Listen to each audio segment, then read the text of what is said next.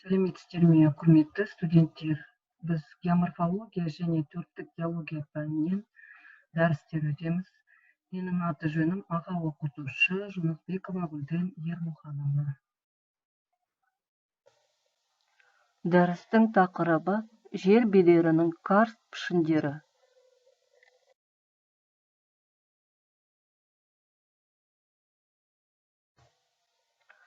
Дәрістің жоспары карст процестері және бедердің карст пішіндері. Карст деген ұғым. Карст құрылуының шартты жағдайлары, карст аймақтарының бедер пішіндері, жалған карсттық, псевдокарст процестер мен бедер пішіндері. Дәрістің мақсаты карст құбылыстарының пайда болуына басқа табиғи факторларды әсер етуін қарастырамыз, және де карст процестердің жүзеге асуының негізгі себебін білу бізге қажет. Жер бедерінің карст пішіндері. Карст ол Югославиядағы карст үстірті атымен аталған тау жыныстарының суда еруінен және онымен байланысты химиялық процестерден туындайтын құбылыстар және сол процестердің жаралған бедер пішіндері. Карст жер бетіндегі және жер астындағы сулардың бірлескен әрекетінен нәтижесі. Олар әктас, доломит, бор, әксаз, әксазды мергел деп айтады орысша, мәрмәр, мрамор, гипс және түрлі тұздар тараған өңірлерде байқалады. Тас тұзы мен гипстің ергіштік қасиеті әктас деп доломиттен жоғары бола тұрса да, гипстік және тұздық карст жер бетінде сирек таралған. Карст пішіндерінің суреті.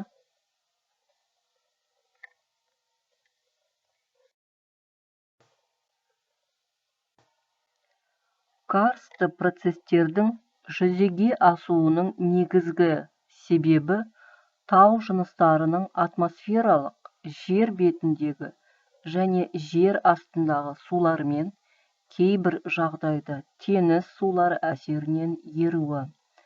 Әктас еру үшін суда еріген көмір қышқыл газдың CO2 мөлшері жеткілікті болуы шарт. Сол кезде судың химиялық әрекеті басымдау болып, карбонатты тау жыныстарының әсері етеді. Карст құбылыстарының пайда болуына басқа табиғи факторларды етеді.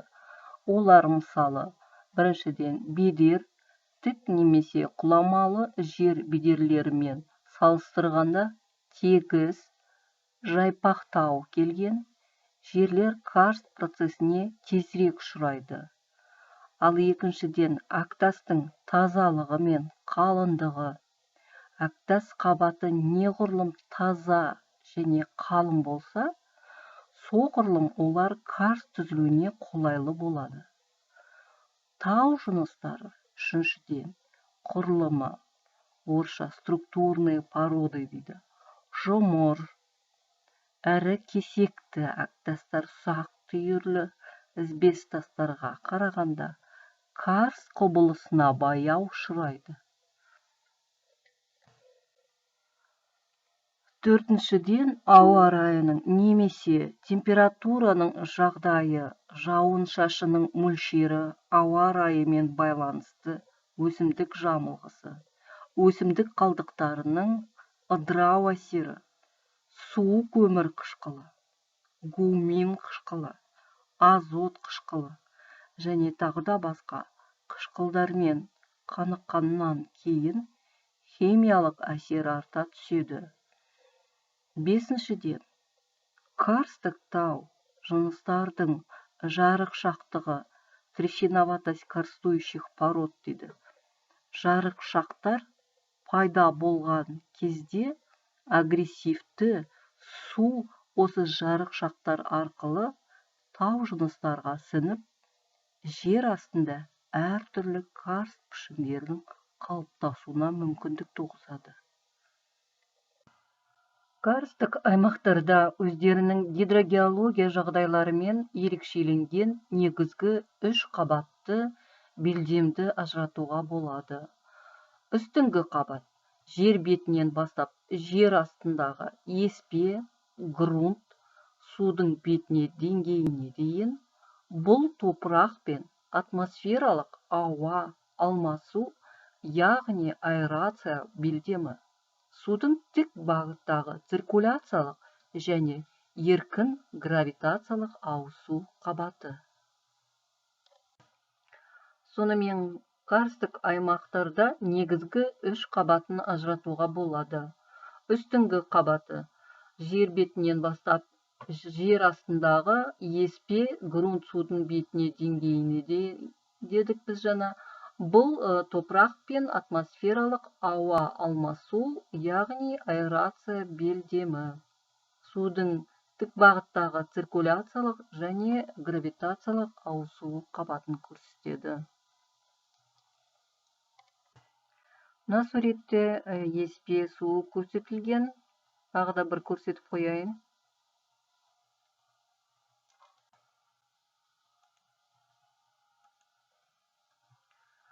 Сурет үлгермегендеріңіз болса, мына слайд бойынша жазып қойыңыздар.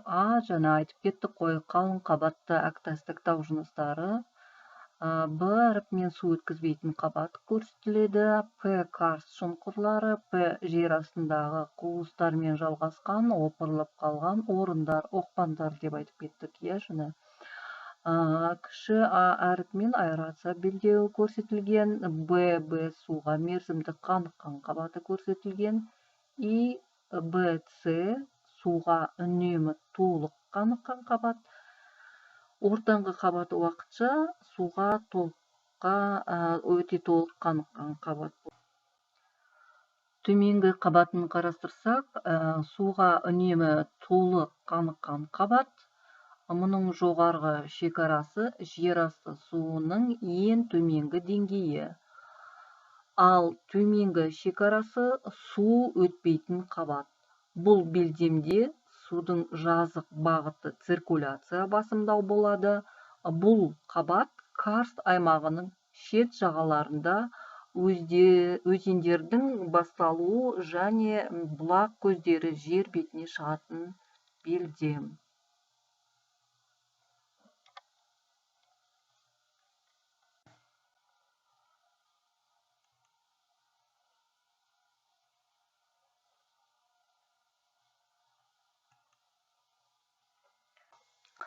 Тағы да айтып жазып кетейік, карст пішіндері мынандай жерлерде орналасқан: Орыс жазығында Крым, Кавказ, Орал тауларында, Югославияда, ақш-та, Қытайда, Түркияда жиі кездесіп тұрады.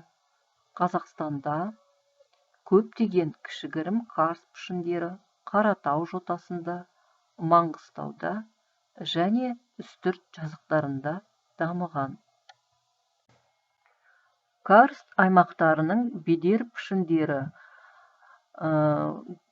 беткі карлар, карсттық шұңқырлар жатады, қазан шұңқырлар жатады, оқпандар, карсттық көлшектер, ойықтар және он пішіндері, жұрнақтар және жер асты карсты үңгірлер, құздар жатады.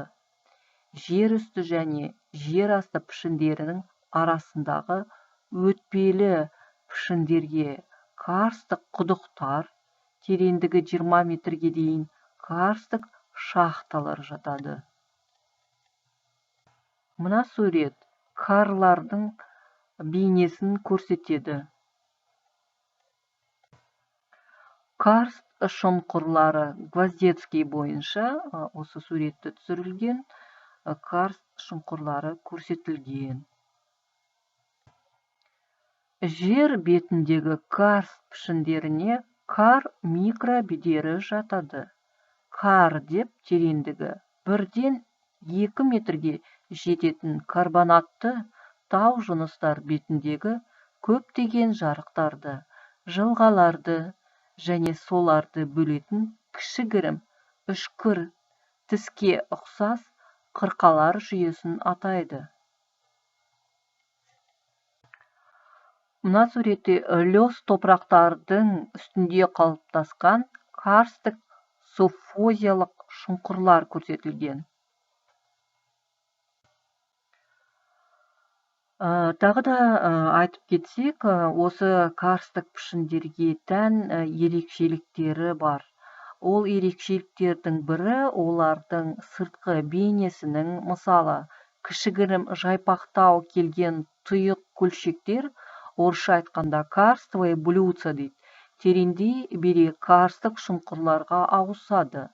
Ал карстық құдықтардың ернеулері тегістеле келе тағы панорлардың түбі және ірге жағы одан әрі карст процесіне ұшырай берсе, олардың көлемі ұлғайып, түбі тұйық табиғи құдықтар тереңде үңгірлермен қосылған таяз каналдардан тұратын шахталарға айналады. Көлшектер карстовые блюдца бейнесі. Мынандай мына көлшектер көрсетілген. Карстовые блюдца дейді.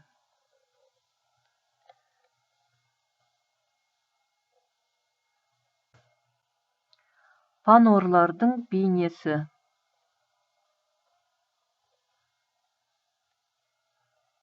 Карстық процестерде мынандай оймауыттар полия деген тағы да осы пішіндер бар. Оймауыттар полия деп көлденеңіне бірнеше километрге, кейде ондаған километрге жететін, табаны тегіс, жан-жағы тік-тұйық ойпандарды атайды. Мысалы, Югославиядағы Попова поле деген карстық пішіннің көлемі 180 квадрат километрге жетеді. Олар бірнеше қазан шұңқырлардың бір-бірімен қосылуынан немесе жер астындағы карстық қуыстардың төбесі опырылып құлап түсуінен пайда болады. Кейбір ірі пішіндердің жаратылысы тектоникалық құрылымдарына байланысты. Жоғарыда айтылып кеткен Попова поле карстық апан негізінде мольда тектоникалық құрылымның орта бөлігінде орналасқан. Әдетте апандар түбі құрғақ, бірақ мезгіл сайын тұрақты түрде суға толып көл немесе өзенге айналады. Осындай көлемді оймауыттар поле деп аталады.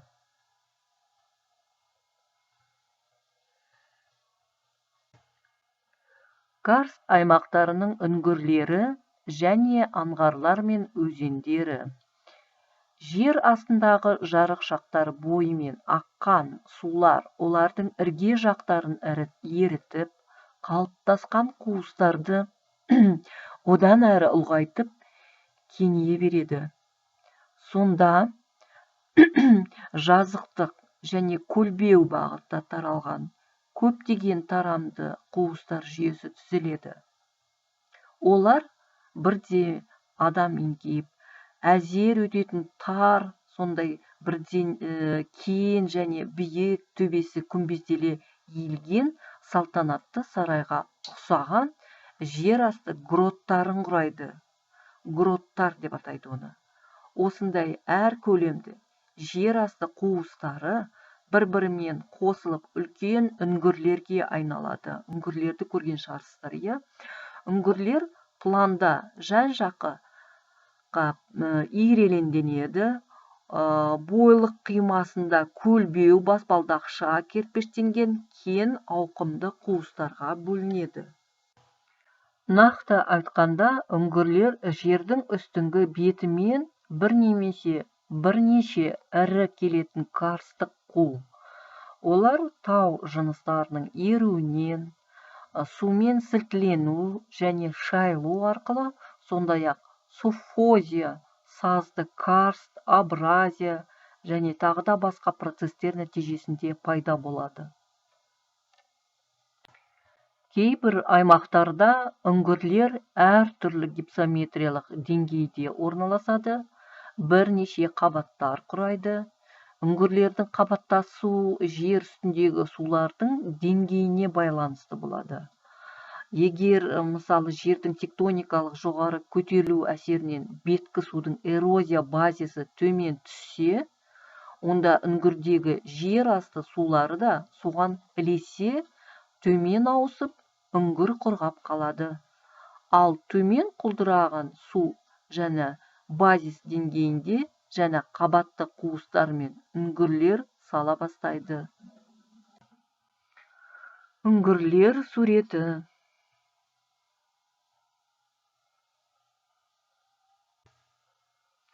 Карстік үңгірлердің ішіндегі ірілерінің бірі ақш-тың Кентукки штатындағы ұзындығы 100 километр Флинт Ридж және Нью-Мексико штатындағы Карлсбал үңгірлері. Үлкен үңгірлердің түбінде жер асты өзендері мен көлдері де кездеседі. Кейбір үңгірлерде, мысалы Орал тауындағы Күңгір үңгірі, мұз сүңгілері мен кристалдары, ал карбонатты тау жыныстарындағы үңгірлерде ерекше карст құрылымдары сталактит, сталагмит деп айтады. Сталактит, сталагмит атты табиғи бағаналары түзілінеді. Сталактит грекше сталактис тамып тұратын үңгірлердің төбесінен түтікше шашақ таратқан тісі тәріздес жоғарыдан төмен қарай біртіндеп өсетін тамшылап аққан минералданған сулардың көбеюінен түзіледі. Ал сталагмит грекше сталагма тамшы дейді. Үңгірлердің түбіне тамшылаған минералды сулардың әсерінен төменнен жоғары қарай біртіндеп өсетін минералдық түзілім. Бір мезгілде қарама қарсы жақтан өскен минералдық түзілімдер қосылып, біртұтас бағаналар құралады. Мына суретте сталактит көрсетілген. Жоғарыдан төмен қарай қарап тұрсаңыздар, біртіндеп өсетін тамшылар, сталактит деп аталады. Сталагмит сталактитке қарағанда төменнен жоғары қарай біртіндеп өсетін минералдық түзілім. Мұз сүңгілері дамыған үңгірлерде мұздық немесе суық үңгірлер дейді. Мұз бен қардың пайда болуы үшін алдымен лайықты климаттық жағдайымен үңгірдің ішкі бейне құрылымы сәйкес болуы тиіс. Егер үңгірге кіретін жері жазық бағытта болмай, жоғарыдан төмен қарай сәл еңкіштеу болса, онда салқын ауаның сонымен бірге қар мен мұздың жиналуына қолайлы жағдай туады. Карстық аймақтардың аңғарлары мен өзендері. Карстық өлкелердің аңғарлары мен өзендерінің сипаты гидрологиялық режиміне және тау жыныстардың карстқа ұшырау дәрежесіне байланысты. Карст дамуының ең алғашқы мерзімінде жер беті сулары мен жер асты карстық суларын ажыратуға болады. Ал карст процесінің ең соңғы сатысында жер асты сулары мен беткей суының арасындағы шекара біртіндеп жойылады. Атмосфералық жауын-шашын суының бір бөлігі саңылаулар мен жарықшақтар арқылы, енді бір бөлігі карст қуысы мен үңірейген жарықшақтар арқылы жер астына еркін кетеді. Мұндай жағдайларда карсттық аймақтардағы тән соқыр аңғарлар және құр аңғарлар пайда болады. Бұлардың пайда болу себебі өзен бойымен ағып келе жатқан су жолшыбай кездескен арна түбіндегі карсттық жарықшақтарға сіңіп құлап кетеді де әрі қарай жер астындағы қуыстарды бойлай ағады. Кейінірек ағын жер бетіне қайтадан шығып беттік суға айналып өзен құрады. Осындай соқыр немесе құр өзендер Қырым түбегінде, Кавказда, Оралда және Орта Азияда кездеседі. Қырымдағы өзеннің суы кенеттен, мына суретте Қарағанды облысының Нұра өзенін көрсетілген соқыр өзенге жатқызамыз. Жерге сіңіп жер асты суына айналады, ал үстінде малта түйіршік тастардан құралған өзеннің құр арнасы ғана қалады. Шамасы 10 километрге дейін су жер астымен ағады да, одан соң Қарасу деген атауымен қайтадан жер бетіне шығады. Мұндай сулар алғашқы рет Франциядағы Ваклюз жотасында зерттелген. Содан бері ондай суларды Ваклюз сулар деп атап кеткен.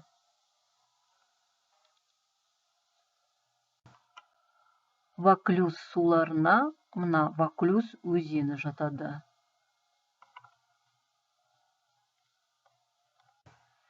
Жоғарыда айтылған карсттық пішіндерден басқа тропикалық зоналарда оңтүстік Қытай, Вьетнам, Гвинея және тағы басқа елдерде кездесетін тропикалық карст деген өзгеше карсттық пішіндер кең дамыған. Бедер элементтерінің морфологиялық жағынан қарағанда тропикалық карст суретте қарасаңыздар күмбезді болып келеді, мұнаралы, шоқы тәрізді және қазан шұңқырлық котлованный карст дейді. Осындай түрлерге бөлінеді. Мына жерде тропикалық карсттың даму кезеңдері көрсетілген. Жаңа айтып кеткендей, мұнаралы болып келеді, күмбезді болып келеді тропикалық карсттар. И жаңағы қазан шұңқырлы котлованный карст бейнелері көрсетілген. Карсттық процестер халық шаруашылығына көптеген зиян тигізеді. Тұрғын үйлер мен құрылыстардың іргетасының құлауы, темір жол төсемінің қирауы, мысалы, шахталарда су басып кетіп жатады, су қоймаларындағы сулар астындағы қуысқа сіңіп кетуі, осылардың барлығы карсттық құбылыстың нәтижесі. Сондықтан осындай құбылыстар байқалған аймақтарда үйлер тұрғызу, гидротехникалық құрылыстар жүргізу, темір жолдар тарту жұмыстарын алдын ала қарастыру керек, зерттеу керек.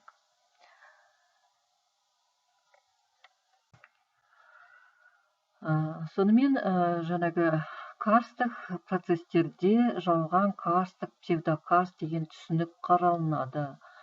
Ол да бедер пішіндері. Псевдокарст кәдімгі карстпен қатар кейбір жерлерде сырт бейнесі карстқа ұқсас пішіндері кездеседі.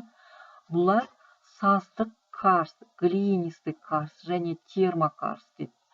Саздық карст аридтік және жартылай аридтік климат жағдайларында жоғары карбонатты саздардан, саздақтардан және лёстардан құрылған аймақтарда байқалады.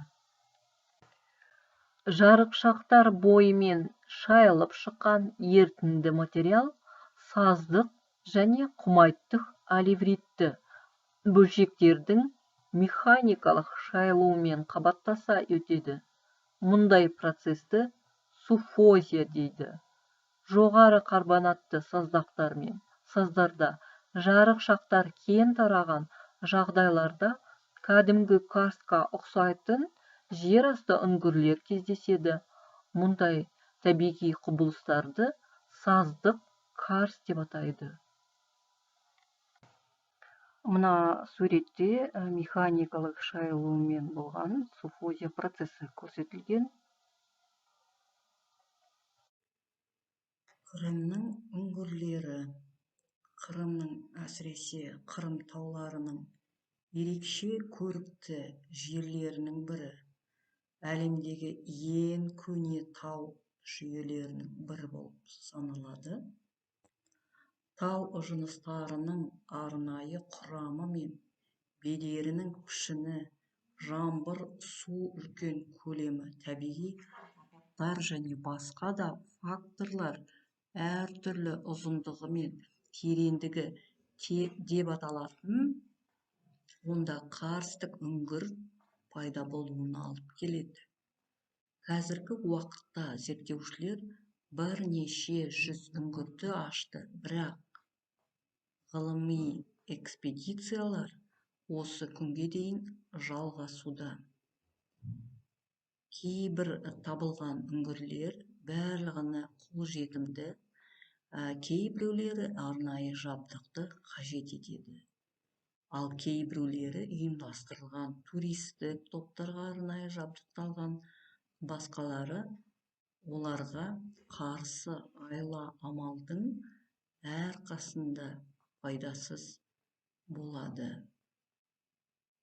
Көптеген үңгірлер Қырым рекордтар кітабына енгізілген. Ең үлкен, ең жоғары және төменгі, ең қиын және ең қауіпті үңгір.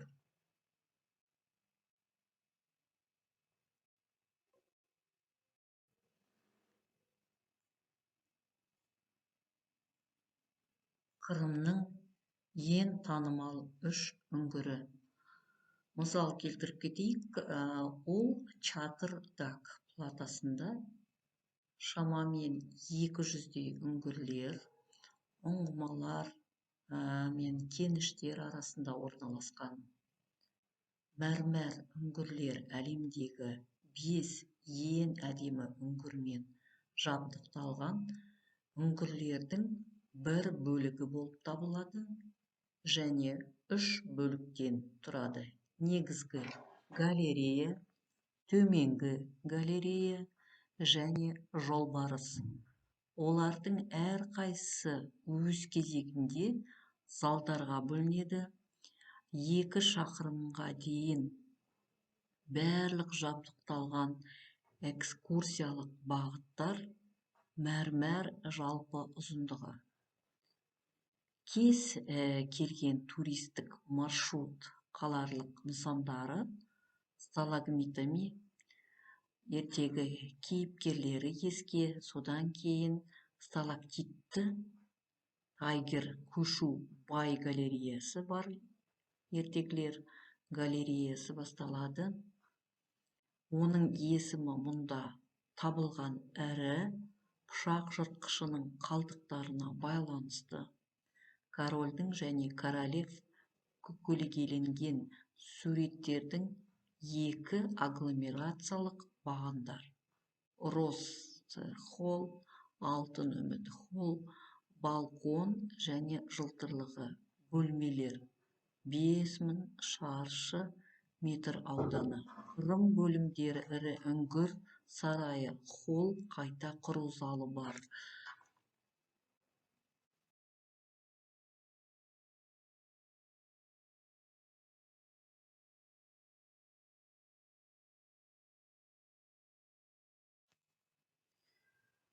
Мына жерде мысал келтіріп кетейік. Қырым үңгірі Эмине Байр Хусар.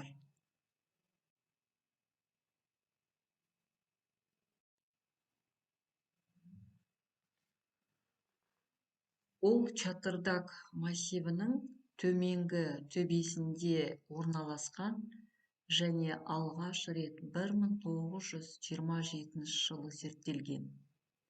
Өкінішке орай, алғашқы зерттеулер толық болмады және жер астындағы залдарының таңғажайып сұлулығын ашу фактісі бойынша ғана шектелді. Тек жарты ғасырдан кейін Эмине Байер Хосар үңгірі мұқият зерделенді. Біздің уақытымызда үңгірдің стандартты экскурсиясы 1,5 сағатты алады. Сол себепті туристерге бірегей жаратылған залдар және галереялар бойында 700 метр жүруге шақырылады. Жақында Эмине Байер Хосар палеонтологиялық мұражай галереялар бір экспозиция негізі болып табылатын ашылды. Мұнда табылған құрады мамонттың, үңгір арыстаны, жүнді мүйіз тұмсық және бұрын жергілікті фауна мыңжылдықтар басқа өкілі болып қалуда.